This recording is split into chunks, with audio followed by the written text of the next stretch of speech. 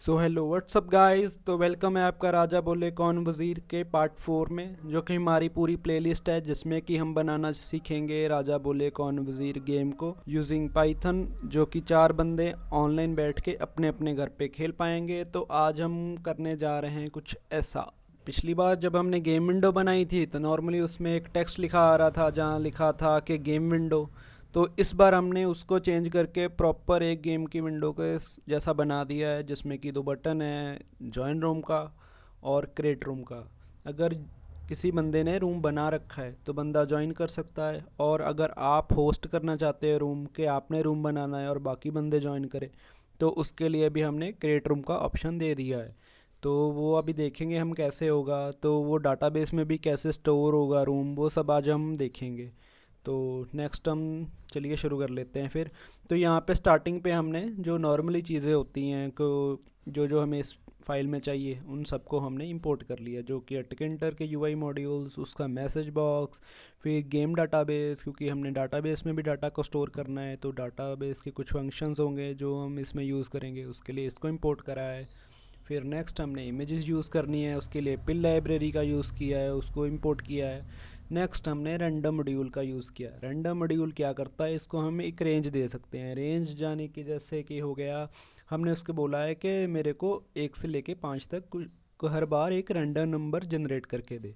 तो उसका यूज़ लेके हम एक रैंडम नंबर बनाएंगे जो कि 4 नंबर का होगा, जैसे कि 5894 ऐसे कुछ करके।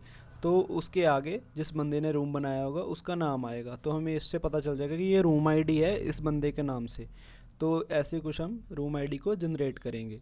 तो नेक्स्ट यहाँ से हमारा लॉजिक होता है यूआई का। तो सबसे पहले हमने एक मेन विंडो नाम की क्लास ले ली है, उसके अंदर एक कंस्ट्रक्टर बना लिया है जिसको कि 2 आर्गूमेंट पास हो रहे हैं। 2 आर्गूमेंट कौन कौन से हैं, हमारी यूनिक आईडी जो कि हमारे फायरबेस से आ रही है, और सेकंड है जो हमारा नेम है। नेम हमारा जो प्लेयर का नेम होगा, जो बंदा लॉगिन करेगा उसी का नाम आएगा, उसी की यूज़र आईडी आएगी। फिर हमने इसको सेल्फ कीवर्ड की मदद से दोनों को वेरिएबल में स्टोर करा लिया है, यूज़र आईडी को भी नेम को भी, क्योंकि हम इसको पूरी फाइल में किधर भी यूज़ कर सकते हैं। नेक्स्ट हमने क्या किया है, रूट स्टार्ट किया है। तो रूट स्टार्ट करने के बाद हमने एक इमेज ली है जिस जो कि इस विंडो की बैकग्राउंड इमेज होगी। तो वो कुछ दिखा सकूं तो आपको मैं, ऐसी कुछ दिख रही होगी, ये देखो आपको दिख रही है। तो यहाँ पे 2 बटन दिख रहे हैं, जॉइन रूम और क्रिएट रूम का। तो ऐसे कुछ है। तो नेक्स्ट अब हम जो विंडो की हाइट और विड्थ होगी, उसके बाद इस लॉजिक की मदद से हम विंडो को सेंटर खोल लें। तो नेक्स्ट हमने रिसाइजेबल किया है इसको, कि बंदा ना तो इसको हाइट में बड़ा कर सके ना ही विड्थ में। तो रिसाइजेबल नहीं है, अगर रिसाइजेबल होगी तो हमारी लेआउट सारी हिल जाएगी, बटन्स वगैरह, तो उसका फ़ायदा नहीं है, इसलिए हमने रिसाइजेबल को फॉल्स कर दिया है। नेक्स्ट हमने एक लेबल लिया है जो कि हमारा वो जहाँ पे नेम लिखा आता है, अगर मैं आपको रन करके दिखाऊं तो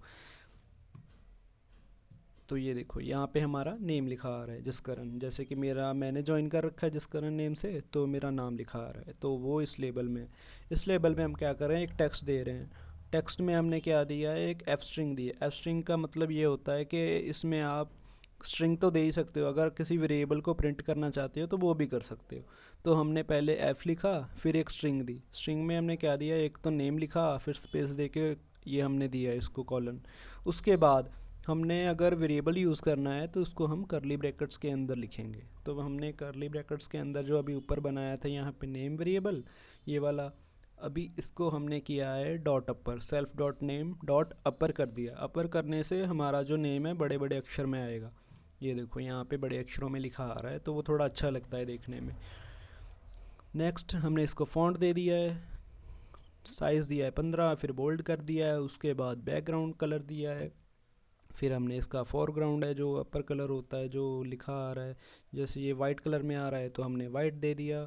नेक्स्ट हमने इसको भी प्लेस किया है, क्योंकि अगर नहीं प्लेस करोगे तो ये गलती होगी, तो हमें यूआई पे ये नहीं शो होगा।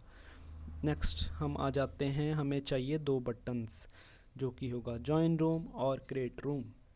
तो उसमें हमने क्या किया है, एक वेरिएबल लिया है जॉइन बटन नाम का। उसमें क्या किया है, जॉइन बटन को यहाँ पे हमने बनाया है। जॉइन बटन के अंदर हमने क्या क्या चीज़ें यूज़ करनी है, उसका एक टेक्स्ट होगा। तो वो हमने दिया जॉइन रूम। उसके बाद उसकी बैकग्राउंड होगी जो कि हमें मर्ज करनी पड़ेगी, जो हमने यहाँ पे इमेज लगाई है इसको इसके साथ मर्ज करने के लिए हमने उसको उस सेम कलर दे दिया है। नेक्स्ट हमने फॉरग्राउंड दिया है जो थोड़ा अलग दिखेगा उससे, फॉरग्राउंड जैसे हम देख सकते हैं यहाँ पे ये थोड़ा पिंकिश है तो वो कलर दिया हमने। फिर हमने इसके बॉर्डर को ज़ीरो किया है, बॉर्डर ज़ीरो नहीं करते तो वो अलग सा दिखेगा आपको कि वो यूआई के साथ मर्ज नहीं होगा, आप ट्राई करके देख सकते हो। एक्टिव बैकग्राउंड, जब बटन एक्टिवेट होगा मतलब जब बटन पे क्लिक होगा तो तब उसकी बैकग्राउंड का कलर क्या होगा वो भी हमने सेम कर दिया है कि वे हमें सेम ही चाहिए, अगर नहीं करोगे सेम तो वाइट आएगा। नेक्स्ट हमने एक फॉन्ट दिया है, उसको भी बोल्ड कर दिया है, फिर उसको साइज़ दिया है 18।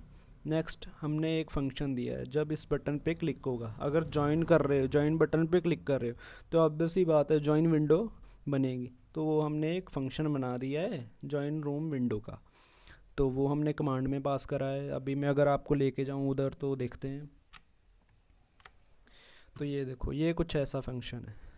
अभी इस फंक्शन में सिंपली क्या होगा, अगर मैं आपको इधर दिखाऊं तो जॉइन रूम पे क्लिक कर रहे हैं तो ये देखो एक उसके ऊपर ही एक नई विंडो खुली है।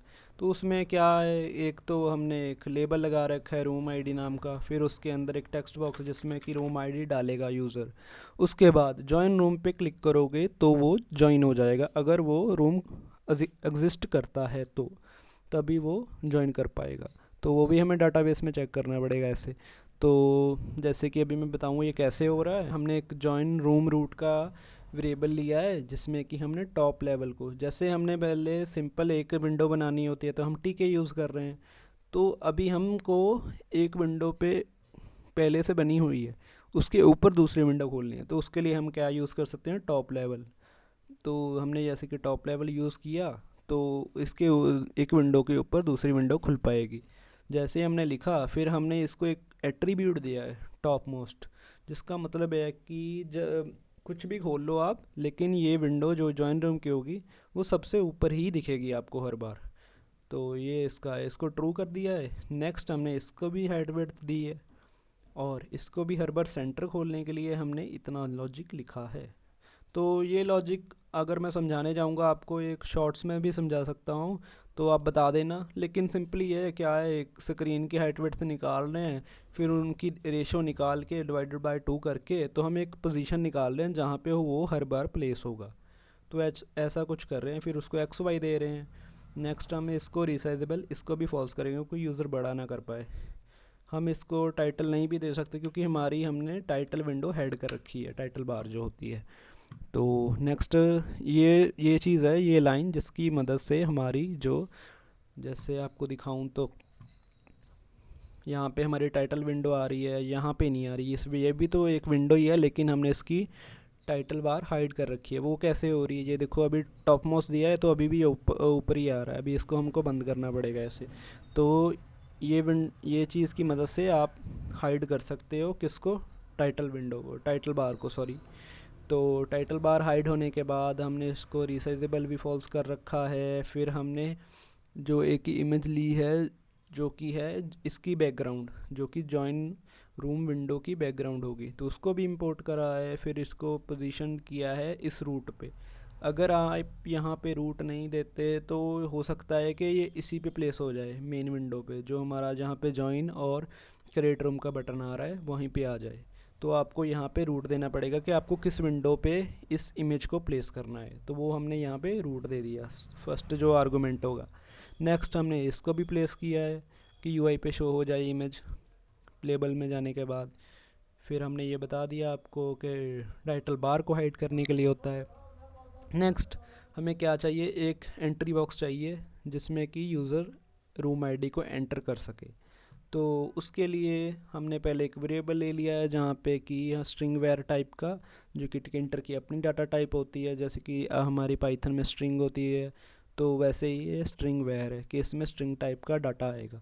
तो इसमें क्या होगा, इस वेरिएबल में जब भी कोई यूज़र रूम आईडी एंटर करेगा तो इस वेरिएबल के अंडर आएगी, यहाँ पे आ जाएगा वो डाटा। नेक्स्ट हमने एक एंट्री विजेट लिया जिसमें कि यूज़र टाइप करेगा, उसमें हमने किस विंडो पे शो कराना है वो दिया है सेल्फ रूम रूट में हमको शो कराना है। फिर उसको बैकग्राउंड दे दी है। फिर उसको बॉर्डर दे दिया है 0, फिर उसका टेक्स्ट वेरिएबल कि किस वेरिएबल में डालना है तो वो हमने यहाँ दे दिया, ये देखो यहाँ पे आ जाएगा वो जो भी डालेगा यूज़र। नेक्स्ट हमने इसको प्लेस कर दिया है। अगर प्लेस नहीं करोगे तो ये आपको नहीं दिखेगा।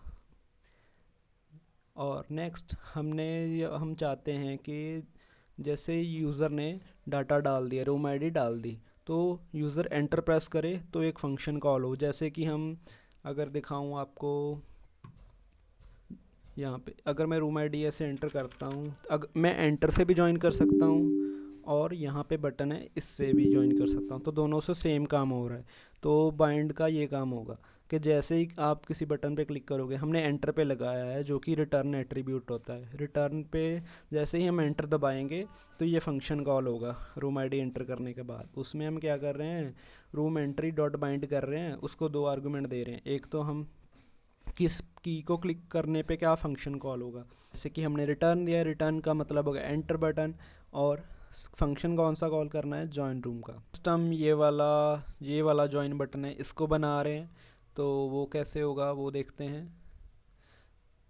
हम यहाँ पे आ गए तो यहाँ पे लिखा है सेल्फ, ये देखो बटन का कोड है, तो हमने किस विंडो पे प्लेस करना है उसका रूट दे दिया। नेक्स्ट हमने टेक्स्ट दे दिया जॉइन रूम का, फिर हमने यहाँ पे नेक्स्ट किया है, कलर दिया है, फोरग्राउंड दिया है, फिर बॉर्डर को 0 किया, एक्टिव फोरग्राउंड दिया है, तो जो कि हम हर बटन में भी कर रहे हैं, सेम चीज़ वही हो रही है। तो नेक्स्ट हमने इसको कमांड दी जो कि हमने बाइंड में दी थी सेम कमांड, क्योंकि हम एंटर बटन से भी सेम कमांड देंगे और अगर यूज़र बटन पे क्लिक करेगा तो दोनों पे सेम ही काम होना है, तो इसलिए सेम फंक्शन दिया है।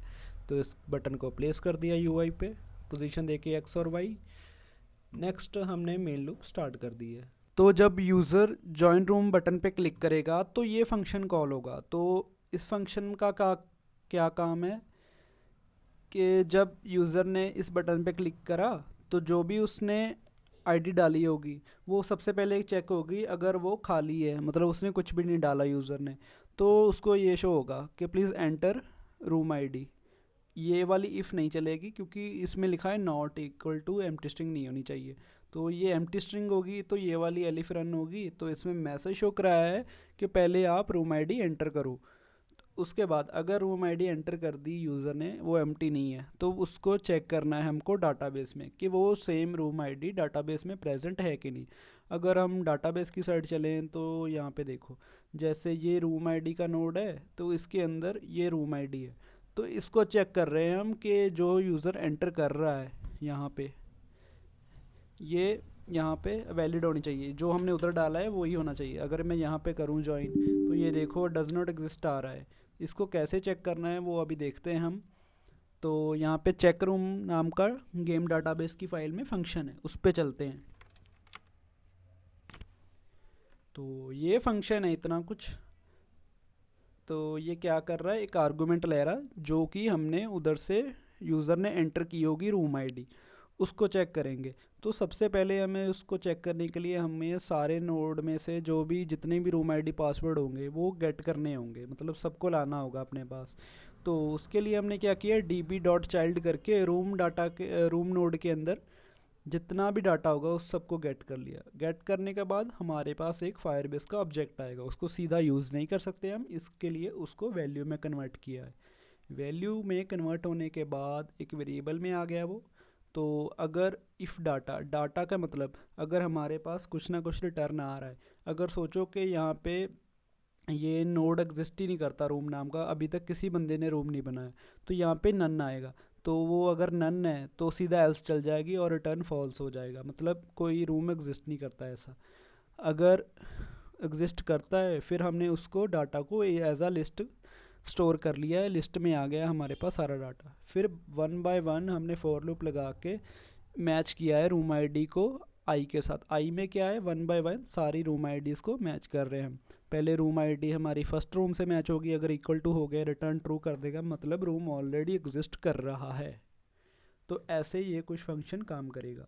तो बहुत सिंपल सा फंक्शन था कि 1 बाय 1 फॉर लूप के थ्रू हम सारे रूम को मैच कर रहे हैं। अगर यहाँ पे अभी एक रूम था तो एक रूम से मैच करेगा, अगर 50 रूम बने होंगे तो 50 रूम से 1 बाय 1 फॉर लूप से वो करेगा, कंपेयर करेगा। तो नेक्स्ट अगर हम उधर फिर से चले तो यहाँ पे ये देखो, ये रूम अगर रिस्पॉन्स है मतलब ऑलरेडी रूम एग्जिस्ट है, तो हमने इफ़ रिस्पॉन्स में क्या किया है, ये डाटा है, डाटा आ गया हमारे पास, रूम आईडी आ गई है और प्लस हमारे पास ये आ गया नेम। तो अभी हमने एक मैसेज बॉक्स शो कराया है जिसमें क्या लिखा है, रूम जॉइंड सक्सेसफुली, मतलब हमने ज्वाइन सक्सेसफुली कर लिया है कि वो रूम एग्जिस्ट करता है। अभी हम इसमें चेंजेस करेंगे बाद में। अगर ये नहीं होता तो मतलब एल्स में क्या होगा, रूम डज नॉट एग्जिस्ट आएगा, कि मतलब ऐसा कोई रूम एग्जिस्ट करता ही नहीं है।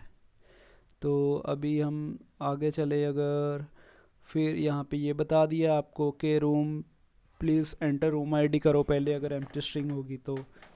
नेक्स्ट अगर हम चेक करें तो हमारे पास एक और फंक्शन है जो कि क्रिएट का है, कि जब अगर रूम आपको नया बनाना है क्रिएट बटन पे क्लिक करके, तो ये फंक्शन कॉल होगा। तो क्रिएट बटन पे क्लिक होने के पे हमने सबसे पहले क्या किया है, चेक एग्जिस्टिंग रूम। ये भी गेम डीबी में ही है, फंक्शन बनाया रखा हमने। तो इसमें क्या है, हम नेम ले रहे हैं। नेम में हमने क्या कर रखा है, यहाँ पे हम सबसे पहले रूम नोड के अंदर सारे डाटा को गेट कर रहे हैं, उसको वैल्यू में कन्वर्ट कर रहे हैं। तो हमारे पास जो भी इस रूम नोड के अंदर होगा, इस रूम नोड के अंदर होगा, वो सारा डाटा आ जाएगा। इसमें 50 रूम हो चाहे 100 रूम हो, वो सब हमारे पास आ गया। फिर हमने क्या चेक करा, इफ़ ए, अगर कुछ ना कुछ हमारे पास आ रहा है, वो 5 रूम है 6 रूम है, अगर कुछ कोई रूम कभी बना ही नहीं है इस गेम में, तो वहाँ पे नन आएगा। अब वो चेक कर रहे हैं, अगर नन है तो रिटर्न फॉल्स कर दे, एल्स चलेगा। अगर इफ़ मतलब हमारे पास डाटा आ रहा है, तो अगर डाटा आ रहा है फिर उसको लिस्ट में कन्वर्ट कर रहे हैं, फिर 1 बाय 1 उसको फॉर लूप से चेक कर रहे हैं जहाँ पे हमारा नाम मैच हो गया, क्योंकि स्टार्टिंग में जिस बंदे ने रूम बनाया होगा उसका नाम आएगा। जैसे हमने ये रूम बनाया है तो हमारा यहाँ पे नाम आ रहा है जसकरण, फिर 4 डिजिट आ रहे हैं, तो वो रैंडम डिजिट है। तो जहाँ पे हमारा नाम मैच कर गया वहाँ पे हमने रिटर्न आई कर दिया। रिटर्न आई जहाँ पे भी मैच हुआ तो उस वो स्ट्रिंग आ जाएगी हमारे पास पूरी रूम की, रूम आईडी की। तो हमने उसको रिटर्न कर दिया। रिटर्न करने के बाद हमारे पास यहाँ पे वो आईडी आ गई है, रूम आईडी, जहाँ पे हमारा मैच हो गया है। तो मैच हो गया तो मतलब हमारे पास रूम पहले से बन रखा है। तो हमने सीधा ये एक मैसेज शो करा दिया है कि आपने पहले से रूम क्रिएट कर रखा है, आप दोबारा से रूम नहीं बना सकते। तो एल्स में हमारे पास क्या हो रहा है, हमने एक रैंडम नंबर का वेरिएबल लिया जिसमें क्या हो रहा है, रैंडम मॉड्यूल से हम रैंड इंट को कॉल कर रहे हैं, जिसमें कि हम 2 वैल्यू दे रहे हैं, स्टार्टिंग और एंडिंग इंडेक्स, के हमको 1000 से लेके इतने तक एक रैंडम नंबर जनरेट चाहिए, जो कि हमारा 4 बारी 9 है। 1000 से लेके 4 बारी 9 तक हमारे को ये चाहिए एक रैंडम नंबर। तो वो रैंडम नंबर हमारा इस वेरिएबल में आ गया। नेक्स्ट हम एक सेल्फ डॉट रूम आईडी का वेरिएबल बना रहे हैं, जिसमें कि स्टार्टिंग में हमारा नेम होगा और उसके साथ एक स्ट्रिंग होगी, क्योंकि ये जो है ये लाइन हमको इंटीजर रिटर्न करेगी, हमारे पास इंटीजर में डाटा आएगा। तो हम उसको स्ट्रिंग में कन्वर्ट करके इस स्ट्रिंग के साथ, हमारे नेम वाली स्ट्रिंग के साथ अटैच कर रहे हैं, जोड़ रहे हैं। तो यहाँ पे हमने प्रिंट कर लिया फिर उसको, और फिर क्रिएट रूम फंक्शन को कॉल कर दिया। ये भी फंक्शन हमारा डाटाबेस फाइल में बना रखा है, जो जो हमको कॉल करने हैं। तो यहाँ पे हमारा नेम आ रहा है, रूम आईडी आ रही है। तो यहाँ पे हमने क्या किया है, उसको सेट करा है। तो स्टार्टिंग में हमने क्या किया है, रूम आईडी नोड में गए। रूम आईडी नोड के बाद हमने एक नोड क्रिएट किया। नोड किस नाम से होगा, जो हमारी रैंडम आईडी होगी, जो हमने रूम क्रिएट करा होगा, जो हमने अभी ऐसे ये आईडी है नीचे, इसको ये ऐसे आएगा। नेक्स्ट उसके अंदर एक प्लेयर 1 नोड होगा। प्लेयर 1 के अंदर हमने अपना नाम सेट कर दिया, क्योंकि मैंने रूम क्रिएट किया है तो एज अ फर्स्ट प्लेयर मैं ज्वाइन हो जाऊंगा और मैं ही प्ले करूंगा गेम को सारे राउंड। जैसे पर्चियाँ उछालते हैं ना, तो वो चीज़ मैं प्ले करूंगा। उसके बाद हमने प्रिंट कर दिया है जो भी डाटा आया होगा हमारे पास।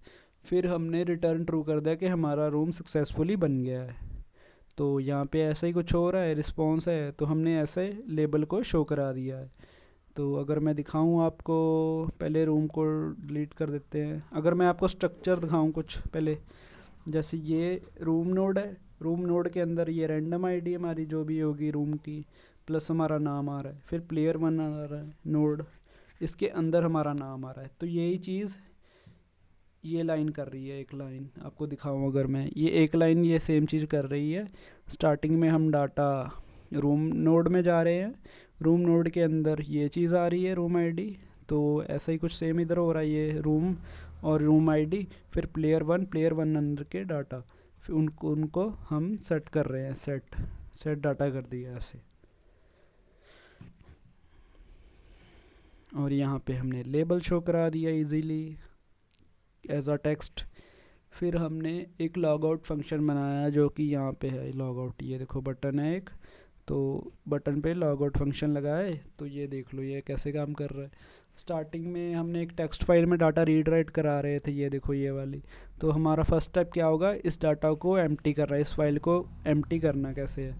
तो हमने फाइल को ओपन किया राइट मोड में ओपन करने के बाद हमने एम्प्टी स्ट्रिंग राइट कर दी, मतलब अभी जो कंडीशन लगाई थी हमने यहाँ पे कि जब लेंथ यूज़र डाटा की 2 हो तब मतलब मेन विंडो पे सीधा लॉगिन हो जाए ऐसे, ये देखो यहाँ पे सीधा लॉगिन हो जाए। तो अभी वो कंडीशन फॉल्स हो जाएगी, फिर वो स्टार्टिंग विंडो पे पहुँचेगा, तो वहाँ पर क्या होगा, उसको या तो लॉगिन करना पड़ेगा नहीं तो साइन अप करना पड़ेगा, तो एक ना एक चीज़ करनी पड़ेगी ऐसे। तो नेक्स्ट हमने इस विंडो को डिस्ट्रॉय कर दिया है, हम नेक्स्ट फ्यूचर में यहाँ पे अगली वीडियो में चेंज करेंगे और यहाँ पे स्टार्टिंग विंडो को खोल देंगे, फिर वहाँ से यूज़र सीधा साइन अप और साइन इन कर सकता है। तो यही था कुछ आज की वीडियो के लिए, होपफुली आपको अच्छे से समझ आया होगा। सो होपफुली वीडियो आपको अच्छी लगी होगी, अगर वीडियो अच्छी लगी है लाइक करना और चैनल को सब्सक्राइब कर लेना। मिलते हैं नेक्स्ट वीडियो में।